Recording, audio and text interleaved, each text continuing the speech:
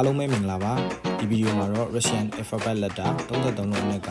letter E ကိုဘယ်လိုရေးရမလဲဆိုတာပြပြပေးသွားမှာပဲဖြစ်ပါတယ်ကျွန်တော်တို့အနီးစလေးရတဲ့အပေါ်ကိုဆွဲမယ်အောက်ကိုပြန်ပြီးတော့ဝိုက်လာမယ်ဆင်းလာမယ်အောက်မှာအခုလိုမျိုးလေးဝိုက်ပြီးတော့အပေါ်ပြန်တက်သွားမယ်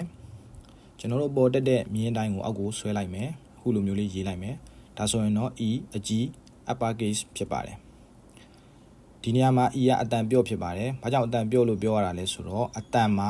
E ဆိုတဲ့ letter ရှိပါသေးတယ်။ကျွန်တော်နဲ့တူလိုက်ဆိုကြည့်ရအောင်။ E E E Okay small letter E ကိုကြတော့ကျွန်တော်တို့ English letter U ရေးနည်းနဲ့တူပါတယ်။အခုလိုမျိုးလေးရေးနိုင်ပါတယ်။ကျွန်တော်တို့ရေးတဲ့ဟာမှန်ကို